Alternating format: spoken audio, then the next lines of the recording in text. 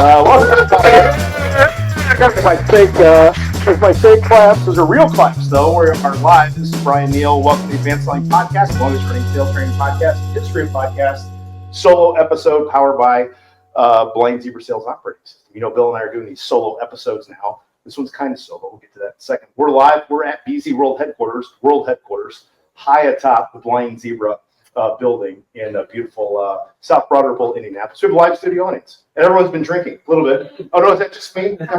Okay. Anyway, so glad you're here. Reminder: if you want to know about the Blind Zebra Sales Operating System, just go to blind-zebra.com. Everything you need to know about the operating system is there. We're going to talk about a subject today that the operating system will be very, very, very helpful in if you're looking to have a really good end of the year. So now I'm really excited to introduce one of my favorite humans. When I set this thing up, this road show, everyone's like, how's the road show going? And people didn't realize it started as a joke. That when I started, I was just on the road for other things, and I asked our VP of marketing, Skip, I said, Skip, just kind of mock up like a tour shirt or a summer tour collage or whatever. And so we did, and then all of a sudden people started like showing up for these things. I'm like, oh shit, I got to do something. And then now people are going like, when are you coming to Cincinnati? When are you coming to Milwaukee? I'm like, it's not how it worked. But at each stop, where you have a guest or have a meetup or whatever. So today, because we're in our hometown, one of my favorite humans gets to join me. So I'd like you to welcome to the show. Everybody clap for John Jeter. Welcome. One of the cool things about our business, we work with like just awesome people all the time. But there's a special type of person that John is one of these. This is someone who's been doing what he's been doing for a really long time and is the number one student guy in class raising his hand trying to learn something. And I'm around way too many people who have everything figured out, what I'm talking about. Everyone's nodding in the room. But John's the opposite of that dude. So I really appreciate how you are that way, showing up to do that. So, and then it's your first podcast epispisode? Yes. Never recorded. Oh, you've done another one? I did. One of mine? Number one, not yours. Oh, who'd you do? I participated in one. What was it? It was a gentleman that does some things throughout the city. He recently wrote a book, and I got it on for like 5 minutes to answer some questions. Oh, that's cool. About our company and a couple questions about the city. So, well, who was that? Do you remember? It's all right. Podcasting, it's all right. Well, look it up, shut it down. I got you. The other thing you learn about podcasting, you just be real. Don't try to BS it all the way through. That's awesome. And most people know that I'm an NFL referee. I used to be a Big Ten referee, and John G here is a huge, huge Michigan fan. I got that right? That's right. Michigan and Steelers. I know you're Steelers. Yes. I didn't know that. We did. Because we talked. Yeah, we can't say that on the podcast. We can't say that on the podcast. But we may or may not have talked about that I refereed the Appalachian State Michigan game. Did you know that? Yeah, we did. You don't want to talk about that. Appalachian State, for those of you who don't know, is one of the greatest upsets in college football history. For some, one of the worst for others. That's right. For you. So we talked about, John and I prepared for hours. Yeah, we're like seconds in the back. And we thought it'd be fun to talk about, we're halfway through, we're recording this in July, and just talk about what the back half's going to look like. So I'm going to give a couple perspectives from my clients. John, I'd love to hear your take on what you're planning to do, maybe differently as a sales leader back half, and then hopefully our listeners, whether you're a leader or a salesperson, can grab something from this and say, you know what, I haven't thought about that way, and put that into your game for the back half. So let's start from you, because you're in the market, and you're an interesting, tell everybody what business you're in so they know. So again, my name is John Jeter. I'm a regional sales manager for what we consider the Midwest, Ohio, Kentucky, Indiana, Michigan. We have offices in those spaces. We're a national staffing company in the light industrial, meaning warehouse, distribution, e-commerce, manufacturing space. We also do direct hires for IT, engineering, office clerical leadership. So we're a full service, one-stop shop when it comes to staffing. Yeah, an easy business right now, right? I mean, everyone, piece of cake, right? Exactly. He's in a tough business right now. He's in a really, really tough business. And it's tough, isn't it? Yeah. It's been a tough first half of the year. Yes, first half was really rough for us. First quarter, it's like staffing expectation, right? You make adjustments during that time. You may have to downsize a little bit, maybe have to close some underperforming offices, whatnot. But generally, by the time March rolled around, everybody's saying that's what we're going to pick up. March came and went. here we are in July, and I'm still waiting for some business from people, right? It's a thing. It's been rough. Yes, and it's a mixed bag because I think John's one of the clients. So we have about 70 active clients right now, all in different industries, and we see different things from different people. I was with a group today, someone who's sitting in the audience, who they're just like, 7 out of 7 things are great. The business is cooking. I got clients like John's, like, man, it's tough. It's a little mixed bag, as most of us are experiencing, and so I hate that you're on that side of it. You've been on the other side too, though, right? I mean, there was a time that I remember when staffing, like, you couldn't find enough people, right? So it just ebbs and flows, and that's part of it. But I did want to bring that up because regardless of if you're killing it, so I had a client again today in the room who is killing it, had a great first half. Guys like John who, man, it's been tough struggle. This is a blind zebra thing. And those who run on the operating system know this. And if you don't, you can take this and steal it. So we only do business planning 6 months at a time for this very reason. Most people do annual business plans as salespeople. The reason we do 6 months at a time is because everybody needs a reset midpoint. And I'm talking Jan to June, July through December. Doesn't necessarily matter what your fiscal is. The reason we do that is for both of these sides.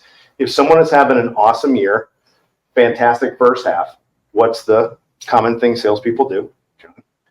They kill it the first half. They skate the rest of the way. They don't want to, I don't want to bump my quota too much, which is really funny when people make commission. Like, I don't want to make too much money.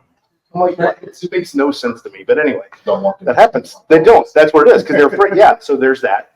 And then there's the flip side. When it's so bad, then you start to blow in the wind. You're like, well, screw it. It's going to be a crappy year anyway. So let's just chill out, right? And so we're big fans of having a reset point and redoing your personal business plan at the July mark, which I'm encouraging. If you're those of you and a lot of people in the room are running on the operating system for Blind Zebra, so you know this already. If you're not, we've got a business plan template. If you hit us up on email, go to our website, and we'll give you the template. I have no problem on that. But it's a reset point. July through December becomes the new business plan, and everything should change based on, not change crazy, but change, modify, right? Right. On the back half, based on Bryan, so let me mention, the other part of this plan is nice. You can say, oh, I checked this off from a business standpoint. I checked this off from a personal standpoint. And, so it's just a good check now, right? If you're not tracking right, you correct it in July, right? It's great. Yes. And there are some personal things in the plan too. Yes. So, but that's one thing I want everyone to take away from today's episode, that just think about, if you're an annual plan mentality, get out of annual plan mentality and switch to 6 months at a time. It's long enough to get a good, reasonable result, and gives you a nice little reset point in the middle to make sure that you're still on track as we end. So let's talk, John, for you as a sales leader, tough first half. Give me one thing to start with. We'll probably have time for a couple that you're going to do different as a sales leader going into the back half of the year. So this is between me and you, right? There's no one listening. Nobody's hearing this, right? So nobody. One of the things that my RVP, which is in the room, she might not be videoing you on her phone. So nobody's paying attention. Nobody's paying attention. Yes. And this is just more ammo for Stephanie. She's live streaming, but go ahead. We're going to send the questions. The call back. I love it.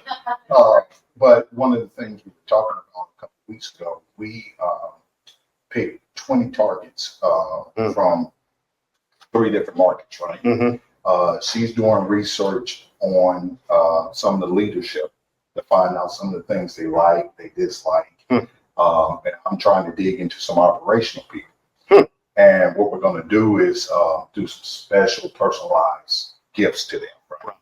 And see if we can get their attention, because our president told us in a regional meeting, he said that, if somebody reached, I shouldn't say this out loud because people are listening, but if somebody talked about hiking and trails and things like that, he will probably open up the email. Oh, interesting.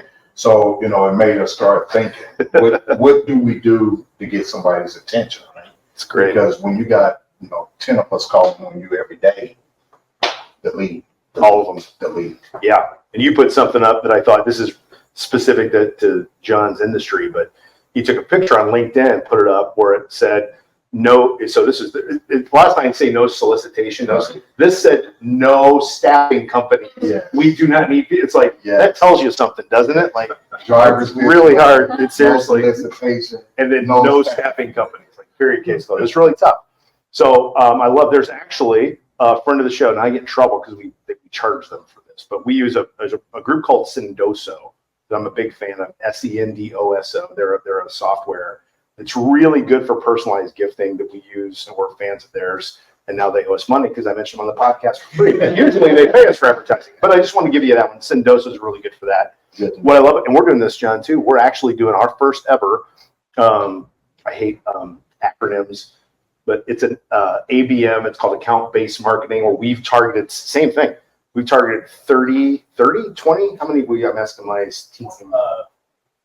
20. Got to get the numbers right. 20 companies specifically that have this whole personalized campaign, very specific to them. Right. There's a uniqueness about them that we know about, and it's only 20. Kind of like what you're doing. You're just grabbing 15 or 20. Yep. So kind of a hyper, like really targeted versus like we need as much as we can. We're behind. Go get as much as you can is kind of the reaction normal. Yep. Versus like, okay, hang on, time out. Let's go real direct, real deep.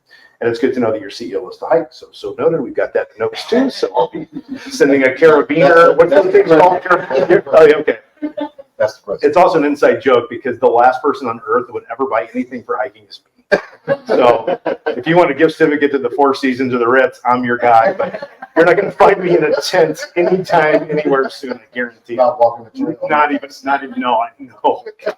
That's a huge inside joke. No, that's not my bag. Just not. So here's something as we look back on the back half to think about. We talked a little bit about this.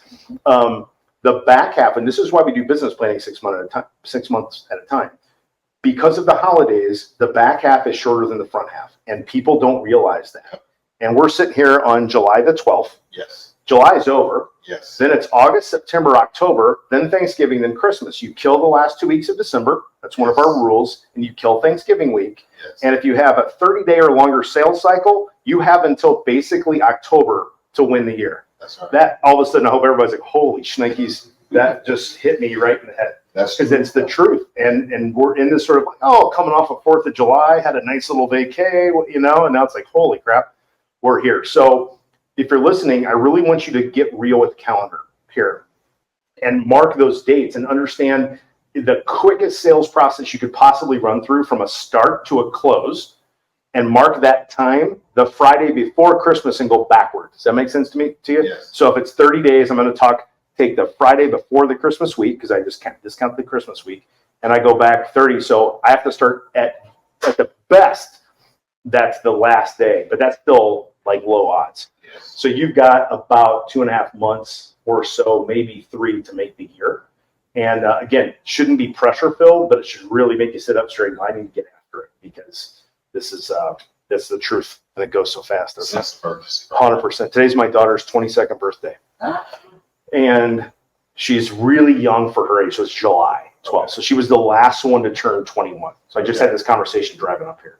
I mean, it took her decades to turn 21, like more than 2 decades. And then I'm like, and you're 22 like that. It's just like, she's like, Dad, it's unbelievable how fast that one went. And I'm like, yeah, so it's crazy. So what's another one, John? So you're thinking back half of the year, something you're going to do, or something that maybe you want your team to do differently. So one of the other things we've been doing most of the year is traditionally in our business, the sales folks are the people who are get the business. But this year in our region, we have everybody selling. It could be our recruiters, it could be the branch manager. Everybody is getting involved. Everybody has a number of accounts that they're calling on. And of course, we reward those people that don't want to sell, right? Because they're uncomfortable. Yes. But, we need all hands on deck. Right? That's fantastic. So we got people doing that, and we're probably trying to ramp that up a little bit more because, as you mentioned, we call this fourth quarter now, right? Because a lot of companies that's getting ready to ramp. We need to be talking to them now so we'll be ready for October ramp.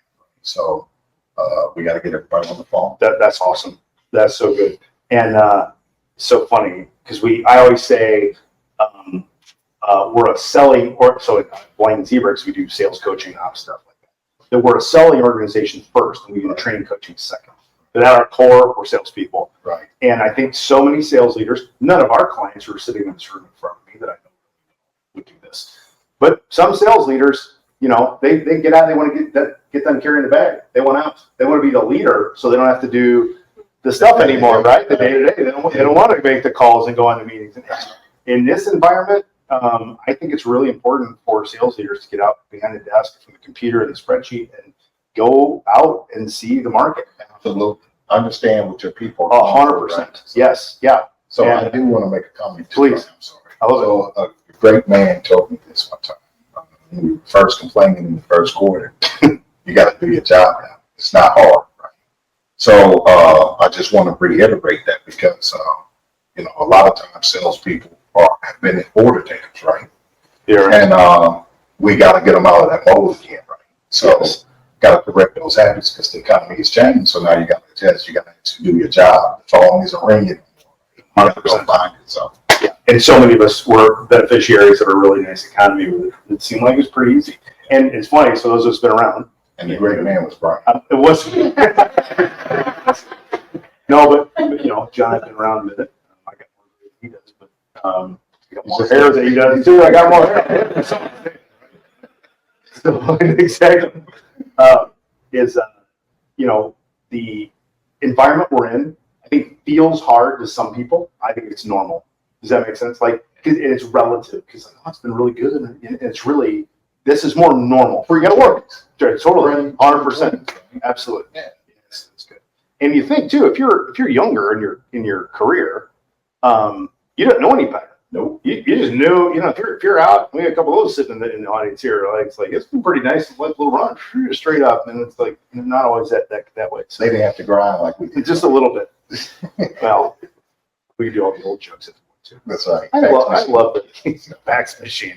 Yes. God, I started. Oh God, we used to do that. It was terrible. Yes. Phone calls. Waiting for the contract. Physical phone call. Hey Boomer. Go ahead. You guys go ahead. We are doing a podcast. The Boomers are on the podcast. Everyone's like, "Oh, the old guys." I'm like, I'm the one with the podcast. You guys are sitting there watching. That's funny.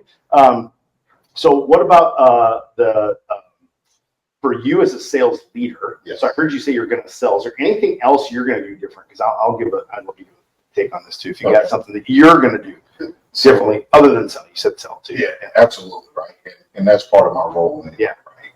I'm trying to target what we consider the well accounts. I didn't make that name, but we consider them well accounts, right? Large organizations, or not large organizations, but large users. Yeah. So this back half, my focus is going to be more on that versus any business, right? I want to dig in deeper because those take longer to onboard and get the win. So I need to start now so that we can try to have a good first quarter. I love it. So you kind of took mine, but not really. I would coach the sales leaders that I work with to split time, and it starts to evolve to in the business in the year for the year, working on that. But the sales leadership has got to have their eye within the next 30 days. So into August, and we're going to just talk about this, into 2025 to get set up right, especially if you're coming off of something tough. You got to start to be thinking about teeing things up for 2025 now. And I think so many sales leaders get so focused on making the number of the year. They do that and they're like, whether they make it or not, they're toast at the end. Yep. And all of a sudden there's January, ta-da! And you start January and October. You don't start January and January. You start January and October. I think people forget that too. Just to accelerate the calendar a little bit. So let's do this. This is fun. I've never done this before. But do you guys, any in the audience, live studio audience, want to throw something else there? It's enormous. I mean, we got almost every seat filled, right? Oh, both of them are filled. Anyway, let's do a question. Say it loud. I'll repeat the question. Question for John. It sounds like his company believes in incentivizing not only sales reps, but clientele.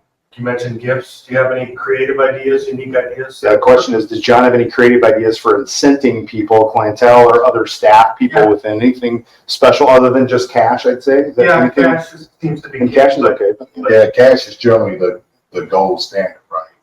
We do a lot of gift cards with our internal teams. We run contests and whatnot. Sometimes there might be an experience, right? I've heard some people in our company give them an experience, right? Yes. A night out or something. And then as far as the gifts that we're looking at for clients, it's going to be based on their personality, right? So we got a couple clients, and my boss is going to kill me for this. But there's a book. I don't want to share the title of the book, so I don't want the other agencies to steal this. It's so loud. We got a book that we're actually going to deliver with some of our associate benefits that we offer to our associates as the bookmark. With a piece of the book highlighting. Yeah, right. We think this relates to your thinking based on what we've seen in your post. So just doing things that's more personal based on Facebook, Google, LinkedIn. That's awesome. That's awesome.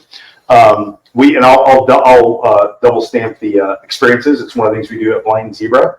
So our whole team got a staycation because we hit a goal that we had at the end of the year. So everybody gets a night hotel and some dinner, really nice dinner reservations here in Indianapolis. We did a little getaway last year where it's like they could choose their own adventure and go somewhere, within a couple hundred miles. So that's really fun to do.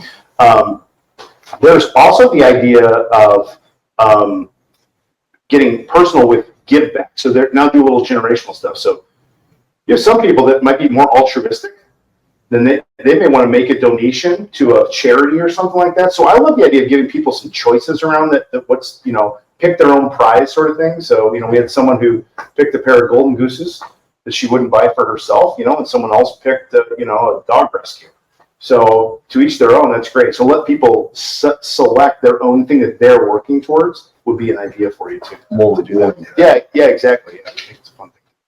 Yeah, Stephanie. Do you think your listeners know what golden gooses are? Yeah, so Steph just asked you, do my listeners know what golden gooses are? I think it's funny that I'm a 54-year-old man and I know what golden gooses are. So I doubt it. Golden gooses are really expensive, torn up tennis shoes. It was one of the greatest marketing things ever. Someone said, hey, let's take these old dirty shoes, throw them in the dryer, mess them up, and sell them for $900 to winners. And they're the most, 100%. And they're the most uncomfortable shoes on the earth. The women that wear it, Now they have men's too. It's great. They do have men's. So I didn't think it was a real deal until I actually saw them for myself. it's a real deal. It's a funny thing. If only I'd kept all my stuff from junior high, I'd be a fashion icon. Right? Absolutely. Everything is back. Absolutely. Everything is back. Absolutely. You got another question like that? That was a great question. You guys are good. You just want to get back to the one. You good? You got another one? Go. One more. Let's do it. Is your sales management optimistic for the back half? Got an election coming up. We got lots of things but I would think staffing is an indicator for a lot of different things. So question is the sales leadership optimistic back half? We have election stuff coming up, so in your leading indicator, staffing will be in pick and pack and heavy industrial. So that's a great question because for those who don't believe that elections don't impact our industries, they're lying to themselves. So yes, that's a heavy indicator for us. Whereas we like to talk to automotive people as well because if they slow down, we're going to slow down, and we're always the first to go because we're hiring labor, right? So as far as being optimistic, yes, we're hoping that the fourth quarter picks up. Even though e-commerce has gotten a lot smarter, they're going to start their flash sales next month. Mm-hmm. So instead of having to wrap heavy before Thanksgiving to get everything out the door, they have these flash sales. And we as consumers say, "Ooh, it's on sale. Let me buy that now." Yeah, and not on sale. So they're doing that. So that depending on what kind of sales we see over the next couple of months, that's going to be a key indicator too of what the back year is really going to shake out to be. Yeah, that's a really good question. I would validate. So from my purview with different clients, different industries, heavy industrial, bit of a mixed bag. So mostly good, but not great. Softwares and services are kind of off and on, depends on what it is and how good it is and what it's used for. And I did hear one thing though about the election that I had not heard, and a client gave me this, and I'm like, I never really thought about that because a few people are getting that, right? Where people say, "No, it's election year, I'm going to sit tight." Yeah. And this is not a political show, so we're not going to go there. And we know what we got either way, don't we? It's like we got 4 years of one and 4 years of the other, so it's not as uncertain as it's been in the past. We sort of know what we have either way. Even just hearing that, you go, I never really thought about it. That's true. That's never really happened in my I think in history, Right. where we've all of a sudden got this rematch. Right. Again, pick your poison, but that's an interesting thing to sort of quiet that down. Like, what's going to happen either way. Both of them have been, forget some of the other stuff, but from a business standpoint, bit okay. It's not, it's like, but that's a good little way to handle that thing to get the lecture resistance. It's a great comment. Good question. Yeah, John. What are some industries you've heard that are sevens in there? The industries that are sevens, one of them sitting right down by you. So warehousing, logistics, sectors of logistics. So warehousing, and especially local, because this company is local, we are, so they're really heavy duty build, that sort of thing. Banking is really good. Right? Got a guy in my clinic. Yeah, he's killing it. Banking. It's 2 years in a row. The question is, I forget the question. What is going? What are the sevens? In most construction companies, most of them are still banging right now, going really, really well, especially in housing and multifamily.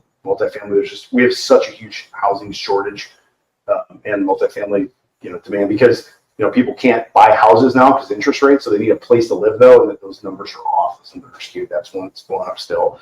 And then people that sell really, really good software, like Anthony, who's sitting right next to you, who sells for Gong, who's one of our favorite softwares. They should pay us too. Oh my God, I'm giving away all this advertising for free on the Advanced Link podcast. Really good software is doing well, especially if it's new and that sort of thing. And then software that is on the other end is like kind of nice to have niche is just dying on the vine. That's my experience. I hate it for them because I got friends in that business. But if it's not something that's like compelling that I can really hang on, that's it. And then of course there's a cliche, the AI thing. It's super buzzy, but like software clients develop in the AI space. I mean, there's not enough to go around. Everybody, they don't know what they want, but they know like we got to do something in AI. I don't even know what it is. You know what I mean? But they got to do something in AI. So that's a great question. Anything else? No. Studio audience today? Yeah, go ahead. Sticking on the topic of how you see your clients and also being on the staff side, how are you embracing that and how do you see it changing the business? Oh, staying on AI. So how do we see it sticking? How do we see it changing the business? Do you want to take that one or do you want to? No? I can start. Yeah, please. Okay. Yeah, so we're hearing more about it in various warehouses and distribution centers, right? As well as robotics, right? Robotics has been a thing for a while, but they picked up the pace again, right? Where buildings are opening and don't need people to operate 3 shifts because they have so many robotics, right? The AI piece is going to be interesting to see how it plays out in our industry, just because you still need that human factor to do a lot of things when it comes to distributing packages, manufacturing cars or cups or whatever you're manufacturing. So, but we are hearing more buzz about, companies looking into it. It's just a matter of if you want to invest or not. Yeah, I'm a huge fan of embracing those things and not being scared of them. I think a lot of people, especially salespeople, are worried that their job's going to be taken by AI. I think that's a scarcity mentality. I'd rather take an abundant mentality and say, here's this cool tool, how can I use it? I do feel validated. I've been saying this since everyone started like, AI is going to take all of our jobs. And finally, I heard someone on CNBC say this, who was way smarter than I am. I'm like, maybe I'm smarter than I think. We control AI at the core. You know why? We can unplug the shit. That's it. We can unplug it all. We got the power. They can't plug themselves in. So as long as we can turn the switch off, everyone's safe. Like, this is getting a little out of hand. Let's just unplug all That's a good point. right? Got a joke on that. I see it as an enhancement, as a tool, just like anything else. If you go back, or when email came out, everyone's like, well, the post office is going to go out of business. Well, it's not. Now what's wrong with email? Now email because there's too many emails. So now what are people doing? Marketing people, they're going back to direct mail because it's more effective now because people don't get direct mail anymore. So I just don't see, you see electric cars now going back and forth. If you read some data on that, people are starting to go, you know what? I don't want an electric car now. Oh, they did, now I don't. Yeah. So I'm just not, I look at everything as like, how can this help me? Now, ChatGPT, just obviously the one that most people know. From a sales standpoint, I think is just absolutely brilliant. Just to ask it for preparation. We just did some modeling with it and it created a spreadsheet that would, like instantly. Questions to ask. It made one of our tools invalid, which I'm very thrilled about. So we used to do this question bank tool where people would come up with questions and all this stuff. Now you know what the tool says? Ask ChatGPT the following 4 prompts and it'll give you 100 questions. Done. It's done. It's awesome. You have to think about what to ask on a sales call. You say, I'm going to go call the CFO of a bank. I sell AI software that helps salespeople record calls. What are some strategic questions I should ask the CFO of a bank? Give me 30. Enter. So that kind of stuff, I'm like, use it. And make it your friend. Don't worry about it. But you need to learn it. You need to learn to be a good prompter. That's what I know about AI. You need to really be a good learn to prompt. There's a lot of things you can learn about that. Okay, it's been awesome. John Jeter, thanks, brother. Anytime, man. Okay. Clap for John. It's good. You can find out more about the Blind Zebra Sales Operating System. If you want to find where all these tools are that John keeps talking about, bragging about. Thank you for doing that. But I didn't even pay him. You can go to Thank you. That's good. We'll take care of you. Blind-zebra.com. Blind-zebra.com. We are doing certification for coaching for the operating system. We have August class coming up. We're recording this in July. We also have class in December, filling both of those as we speak. Those have a cap, so if you're interested in that, and it's a corporate deal, so you can't do it by yourself, but just go to blind-zebra.com, get in touch with us. We'd love to have you in one of those classes to see you or one of your peers get certified. And that's it for now. Last episode for me for a little bit, and then we'll go back to me and Bill, and we'll see you next time on the Advanced Line Podcast. Cheers. Bye. Thanks.